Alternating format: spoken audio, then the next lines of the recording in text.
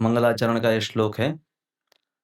अखिल रसामृतमूर्तिः प्रसूमर रुचिरुद्ध तारकापालिः कलितश्यामा ललितो राधा प्रेयान् विदुर्जयति। इस मंगलाचरण के साथ है भक्ति रसम सिंधु का प्रारंभ है, रूप गोस्वामी करते हैं। तो श्रील प्रभुपाद जी ने श्लोक नहीं लिखा, जैसे मैंने आपको बताया, सीधा अनुवाद और एक्सप्लेनेशन ही दिया है, तो हम इसलिए उसी को देखेंगे।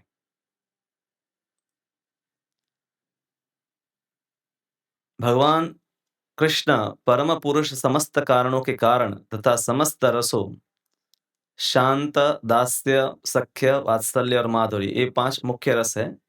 ये बार-बार आएगा, इसलिए इसको थोड़ा आपको याद कर लेना कि 5 मुख्य रस है।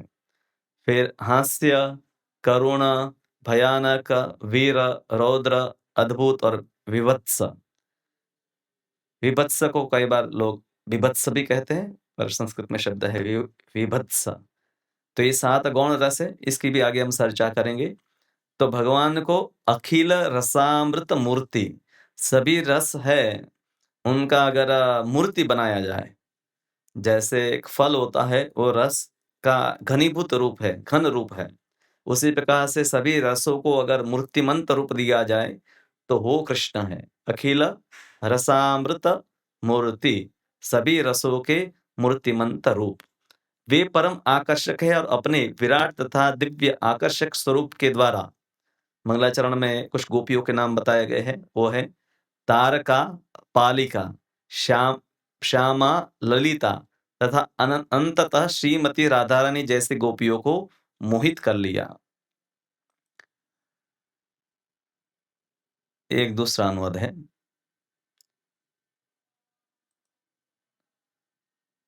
शांत, दास्य, सख्य, वात्सल्य और मधुर मुख्य रस एवं हास्य, अद्भुत, करुण, रौद्र, भयानक, वीर और विभत्स गौण रस, इन 12 रसों से विशिष्ट परमानंद स्वरूप जिनका श्री विग्रह है, अपने अंगों की चतुर्दिक छिटकती हुई कांति के द्वारा जिन्होंने तारका, अलल गोप्य है जो अलल पक्ष के है, विपक्षा है तारका, पाली तटस्थ पक्षा है, फिर युथेश्वरियों के वशीभूत कर लिया है जिन्होंने श्यामला सुहृद पक्षा है और ललिता स्वपक्षा है को आत्मसात कर रखा है, और जो सर्व युथेश्वरी महाभाव स्वरूपा श्रीमती राधा जी का प्रीति विधान करने में सदा सर्वदा तत्पर रहते हैं, वे प्रभु अर्थात श्री कृष्णचंद्र सब प्रकार के उत्कर्ष से युक्त होकर विराजमान हो रहे।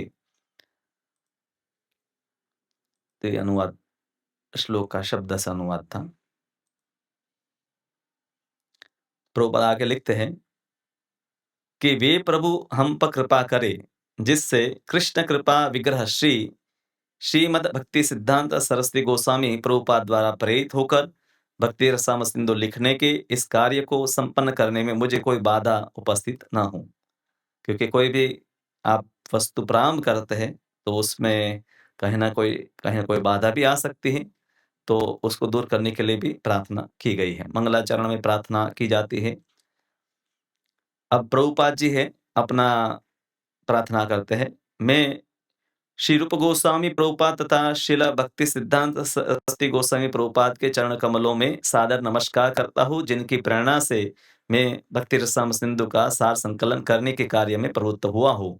यह ग्रंथ आज से 500 वर्ष पूर्व पश्चिम बंगाल में कृष्ण भावनामृत आंदोलन का प्रचार करने के लिए प्रकट हुए श्री चैतन्य महाप्रभु द्वारा प्रतिपादित परम भक्ति विज्ञान है। हम जानते हैं कि 500 साल पहले रूप गोस्वामी ने लिखा था। तो श्रील प्रभुपाद पहले अपने गुरु महाराज को प्रणाम करते हैं। फिर श्री रूप गोस्वामी इस ग्रंथ का शुभारंभ अपने अग्रज एवं गुरु श्री सनातन गोस्वामी को सादर नमस्कार करते हुए करते हैं और यह प्रार्थना करते हैं कि यह भक्ति रसाम सिंधु उन्हें अत्यंत रोचक लगे। रूप गोस्वामी और सनातन गोस्वामी दोनों भाई हैं, पर रूप गोस्वामी सनातन गोस्वामी को अपना गुरु समझते हैं और इसलिए उनको, उनके अग्रज जो है, उनको भी उन्होंने प्रणाम किया। वे आगे प्रार्थना करते हैं कि इस भक्ति रसाम सिंधु में निवास करते हुए श्री सनातन गोस्वामी राधा कृष्ण की सेवा में सदैव दिव्य आनंद का अनुभव करें। तो इस ग्रंथ से भी सनातन गोस्वामी और अन्य वैष्णवों को आनंद प्राप्त हो, ऐसी प्रार्थना वो करते हैं। अब एक उदाहरण वो प्रस्तुत करते हैं भक्तों के बारे में। समस्त महान भक्तों तथा आचार्यों को सादर नमस्कार करता हूँ, जो अमृत के महासागर में मगरों के समान है और जो मुक्ति रूपी विविध नदियों की तनिक भी परवाह नहीं करते। यहाँ पर वैष्णवों को जो दृष्टांत दिया गया है, उसके लिए रूपक दिया गया है, वो क्या है? महासागर में बसने वाले मगर। अब क्यों ये उदाहरण दिया है, उसको आगे स्पष्ट वो करते हैं। निर्विशेषवादी ब्रह्म रूपी सागर में तल्लीन होना चाहते हैं, ठीक उन्हीं नदियों की भांति जो बहते बहते सागर में तल्लीन हो जाती हैं। प्राय उदाहरण दिया जाता है निर्विशेषवादियों के द्वारा कि जैसे सभी जो नदियों का पानी जल में मिल जाता है, फिर उसमें क्या गंगा, क्या यमुना, क्या सरस्वती, ऐसा कोई भेद नहीं रहता है, तो उसी प्रकार से सभी जीव है ब्रह्म में विलीन हो जाते हैं। सर्वदेव नमस्कारम केशवम प्रति गच्छति यथा, कि सभी नदियों का पानी जैसे मिलता है। तो यहाँ पर सागर की तुलना मोक्ष से की जा सकती है और नदियों की तुलना मोक्ष की विभिन्न विधियों से। निरीश्वरवादी नदी जल में निवास कर रहे हैं, अंततः सागर में मिल जाता है। नदी में जो भी है वो सब सागर में मिल जाता है, हम जानते हैं। पर यहाँ नदियों की तुलना हम समझते हैं कि वो विधि है। उन्हें उसका पता नहीं कि सागर तथा नदी में समान रूप से असंख्य जलचर भी रहते हैं। अब नदी में जो मछली होगी, वो भी सागर में जाकर मिल जाएगी। तो ऐसा नहीं कि उसका अस्तित्व समाप्त हो जाता है। जो मगर सागर में रहते हैं, वे उन नदियों की परवाह नहीं करते हैं, जो सागर में आकर मिलती रहती हैं। तो भक्तगण सदैव भक्ति रूपी सागर में रहते हैं और नदियों की तनिक भी परवाह नहीं करते। यानी कि आध्यात्मिकता के अनेक मार्ग हैं, तो अंततः सबका परिपूर्णता भगवान को प्राप्त करने में है। कम से कम यहाँ पर जो तुलना की गई है सागर की मोक्ष के साथ, तो अंततः आध्यात्मिकता का उद्देश्य मोक्ष है। अब परम मोक्ष क्या है, उसका तो आगे विस्तार से वर्णन आएगा। दूसरे शब्दों में जो शुद्ध भक्त है, वे भगवान की दिव्य प्रेमा भक्ति रूपी सागर में सदैव रहते हैं और अन्य विधियों की परवाह नहीं करते, जो सागर में क्रमशः गिरने वाली नदियों के तुल्य है। अब ये चर्चा शुरुआत में ही प्रभुपाद क्यों लिखते हैं? क्योंकि आगे रूप गोस्वामी स्वयं लिखते हैं कि ये ग्रंथ किसके लिए है? ये ग्रंथ उन वैष्णवों के लिए है जो भगवान को पाना चाहते हैं, भगवान की सेवा करना चाहते हैं, भक्ति में लगे हुए उन लोगों के लिए है, जो तार्किक है, जो ज्ञान के मार्ग में चल रहे हैं, जो ध्यान के मार्ग पर है, जो कर्मकांड के मार्ग पर है, जिनका परम लक्ष्य भगवान की प्रेम को प्राप्त करना नहीं है, उन लोगों के लिए नहीं है। तो इसलिए उनका वर्णन करके हमारे गुरु महाराज ने भी जो भक्ति कृष्ण भक्ति प्रबोधिनी पुस्तक लिखी है, जो वैष्णवों के लिए है और जिसमें भक्ति का ही विज्ञान दिया गया। पर सबसे पहला पेज इसी के ऊपर लिखा है कि ये ग्रंथ किन लोगों के लिए नहीं है, जो निराकारवाद है उससे बचकर रहना है। और अगर निराकारवाद में व्यक्ति मानता है और भक्ति करता है, नाम जप करता है, मंदिर में दर्शन करता है इत्यादि, पर मूल ये भावना उनके अंदर है कि मुझे भगवान में विलीन हो जाना है, तो भक्ति की मर्म को वो समझ नहीं पाएगा। तो इसलिए शुरुआत में ही यहाँ पर है रूप गोस्वामी स्वयं अपने गुरु श्रील सनातन गोस्वामी से भक्ति रसाम सिंधु की रक्षा उन तार्किकों से करने की प्रार्थना करते हैं, जो व्यर्थ ही भगवान की भक्ति योग विज्ञान में दखल देते हैं। वे इनके तर्कों तथा विवादों की तुलना सागर के बीच उठने वाले ज्वालामुखी उद्गारों से करते हैं। तो उनको पहले ही सावधान कर दिया है कि ये ग्रंथ आपके लिए नहीं है। अगर आप निराकारवादी है, तार्किक है, आपको भगवान की भक्ति में श्रद्धा है, तो ही ये ग्रंथ है आपके लिए लाभकारी होगा। तो अन्यथा इसमें आकर है वो दूसरे लोगों को विचलित ना करे। और उनके लिए दूसरा एक उदाहरण दिया गया है, वो क्या है? जैसे ज्वालामुखी आपको देखा है कि पहाड़ होते हैं, उसमें ज्वालामुखी निकलता है, पर कई ऐसे ज्वालामुखी हैं जो सागर के अंदर होते हैं। और वहाँ जब सागर के अंदर से ज्वालामुखी निकलता है, तो क्योंकि पानी पूरा ऊपर से भरा हुआ है, तो इसीलिए ज्वालामुखी का कोई प्रभाव नहीं होता है। जिस प्रकार सागर के बीच उठने वाले ज्वालामुखी उद्गारों से बहुत ही कम क्षति पहुँच सकती है, उसी प्रकार जो लोग भगवत भक्ति के विरुद्ध हैं और जो चरम दिव्य अनुभूति के विषय में अनेकानेक दार्शनिक मत प्रस्तुत करते हैं, वे भक्ति के इस महान तनिक महान सागर तनिक भी विक्षुब्ध नहीं कर सकते। यानी कि भक्ति का सागर इतना गहरा और इतना विशाल है कि ऐसे ज्वालामुखी अगर फटते भी रहे, तो भी भक्ति में लगे हुए भक्त है, उससे विचलित नहीं होते हैं। वो उसी सागर में गोते लगा रहते हैं। तो इस प्रकार से उन लोगों के लिए चेतना पहले दे दी गई है। अब आगे है भक्ति रसामृत सिंधु के रचयिता श्रील रूप गोस्वामी नम्रतापूर्वक निवेदन करते हैं। क्या निवेदन करते हैं? कि कृष्ण भावामृत जो सारे संसार में फैलाने का प्रयास कर रहे हैं, यद्यपि विनम्र भाव से सोचते हैं कि इस कार्य के लिए अनुपयुक्त है। कोई कह सकता है कि वैष्णव को तो है वो विनम्र होना चाहिए। यहाँ रूप गोस्वामी जैसे अपने आप को भक्ति के महान ज्ञाता है उसके रूप में प्रस्तुत करते हैं, और तार्किकों को कहते हैं आप दूर रहो। तो क्या इनमें विनम्रता नहीं है? तो प्रभुपाद कहते हैं कि उनकी इच्छा है समस्त संसार है कृष्ण भावना भावित बने, पर साथ साथ में स्वयं लिखते हैं कि मैं इस कार्य के लिए उपयुक्त नहीं हूँ। मैं सिर्फ है अपने पूर्वगामी आचार्य जो है उनका अनुगमन कर रहा हूँ। कृष्ण भावनाव्रत आंदोलन के समस्त प्रचारकों को श्रील रूप गोस्वामी के चरण चिन्हों का अनुगमन करते हुए इसी मनोवृत्ति से काम करना चाहे। जब भी हम भगवान की सेवा करते हैं, नाम जप करते हैं, भक्ति के कोई भी कार्य में हमारी मनोवृत्ति, एटीट्यूड जिसको कह सकते हैं, मनोभावना कह सकते हैं, वो बहुत महत्वपूर्ण है। किस भावना से आप कर रहे हैं?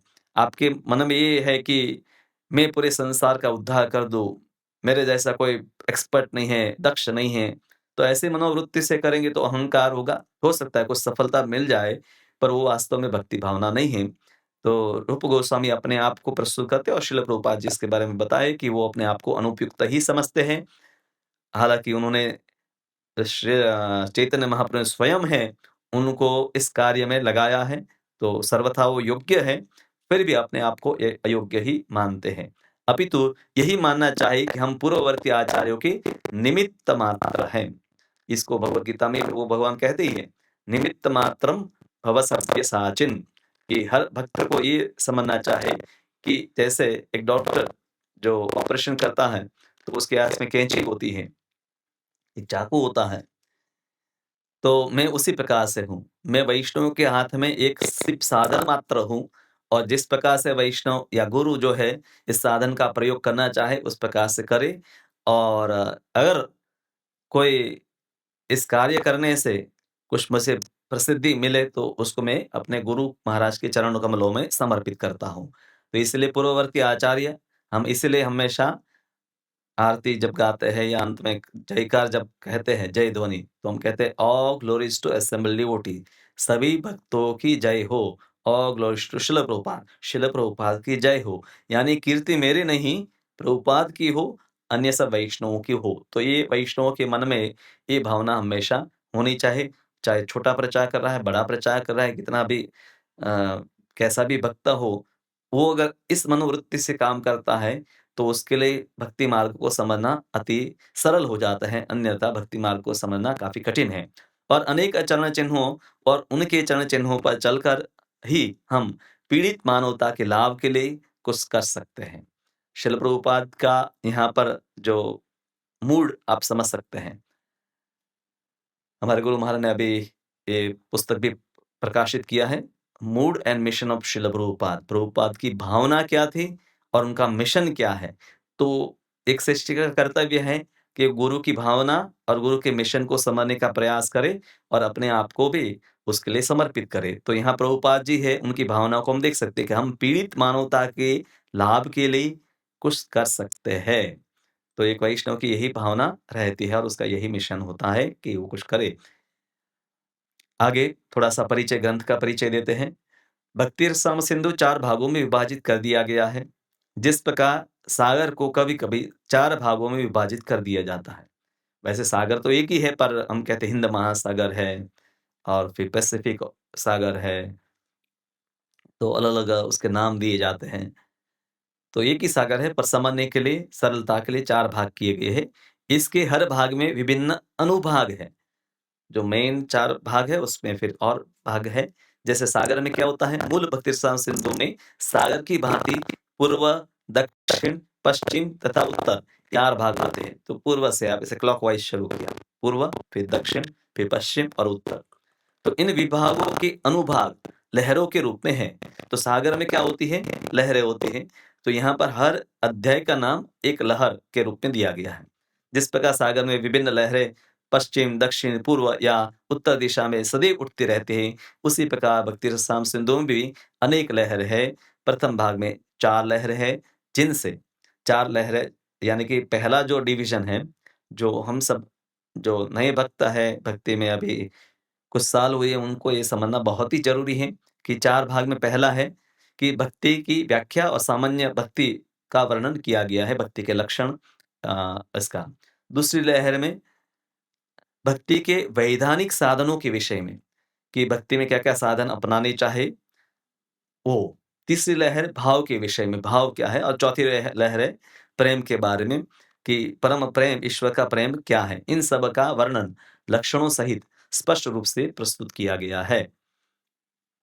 तो 4 भाग, पहले उसी प्रकार से फिर दूसरा और फिर तीसरा और चौथा, तो इस प्रकार से सब में 4-4 लहर है। हालाँकि प्रभुपाद जी ने उसको अलग-अलग प्रकार से चैप्टर्स बनाए हैं, क्योंकि प्रभुपाद जी ने उसकी समरी स्टडी की है। तो प्रभुपाद ने एग्ज़ैक्टली चैप्टर के नाम है उस प्रकार से नहीं दिए हैं। तो यहाँ पर है, हमने भक्ति रसामृत सिंधु का परिचय देखा और मंगलाचरण। मंगलाचरण में सामान्य रूप से प्रार्थना की जाती है, आशीर्वाद की कामना की जाती है और विघ्न है उसको दूर करने के लिए प्रार्थना की जाती है। फिर हमने थोड़ा-सा ग्रंथ का परिचय देखा और विशेष रूप से शुरुआत में ही उन्होंने सावधान किया उन लोगों को जो तार्किक है, ज्ञान के मार्ग पर है और फिर भी भक्ति के मार्ग में आकर दूसरों को विक्षेप करना चाहते हैं, उनको बता दिया कि आप लोग हैं, इनसे दूरी रहे। व्यर्थ ही भगवान के भक्ति योग विज्ञान में दखल न दे, ना वो उनसे दूर रहे, ताकि भक्त है निर्बाध रूप से भक्ति करते रहे। तो